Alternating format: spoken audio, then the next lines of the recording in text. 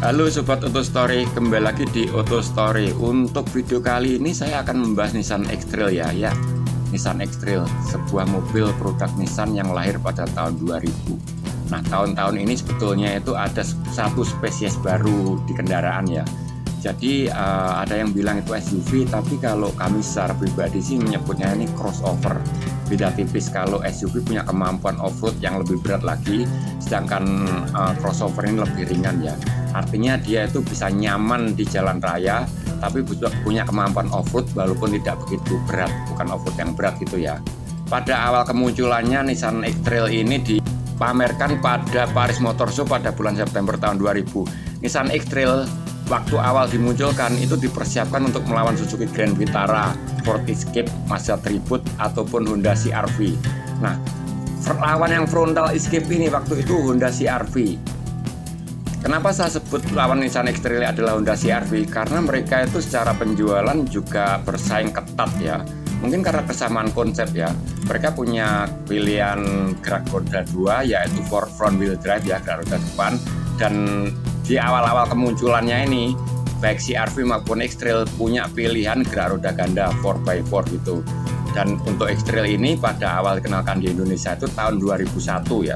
Mengaspal di Indonesia pertama kali Nissan X-Trail ini masuk secara build up ya, CBU gitu deh, completely build up.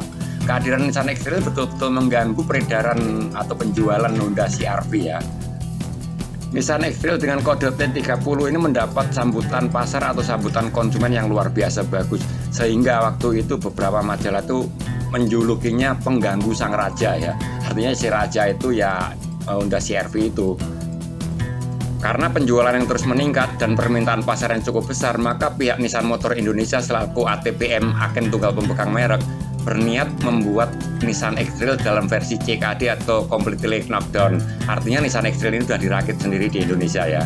Berstatus sebagai CKD, Completely Knockdown, Nissan X-Trail menawarkan dua pilihan mesin untuk Indonesia. Dua pilihan mesin ini sekaligus mewakili dua trim berbeda ya, yaitu ST dan XT. Perbedaan pada kedua varian ini adalah pada mesin, yaitu kalau ST itu memakai mesin 2000 cc dengan pilihan transmisi manual 5 percepatan atau otomatis 4 percepatan. Sedangkan untuk XT, pilihan mesinnya 2500 cc menggunakan kode QR25DE. Pilihan transmisinya hanya otomatis 4 percepatan. Tenaga yang dihasilkan mencapai 180 horsepower dengan torsi maksimal 245 Nm.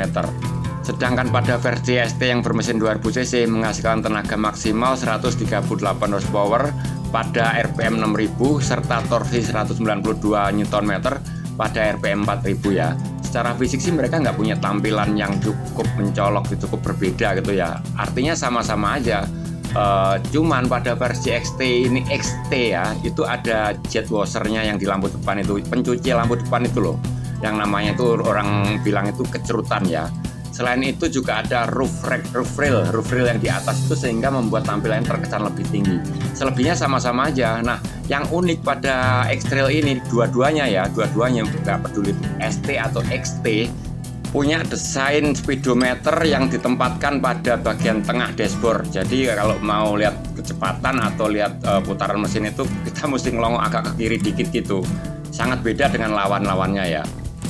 Kisah sukses Nissan X-Trail berlanjut pada tahun 2009 ketika PT Nissan Motor Indonesia merilis generasi kedua yaitu T31. Untuk dapur pacu tetap ya menggunakan dua jenis, yang pertama 2000 cc dan 2500 cc.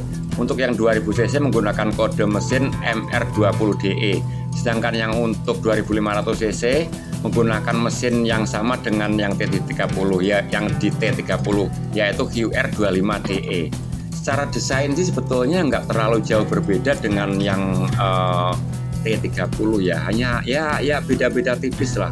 Mereka menyebutnya sih ini generasi baru, tapi menurut saya ini hanya facelift saja ya. Ya bisa dilihat mungkin dari gambar ini bentuknya bagaimana menurut Anda, silahkan komentar di kolom komentar ya.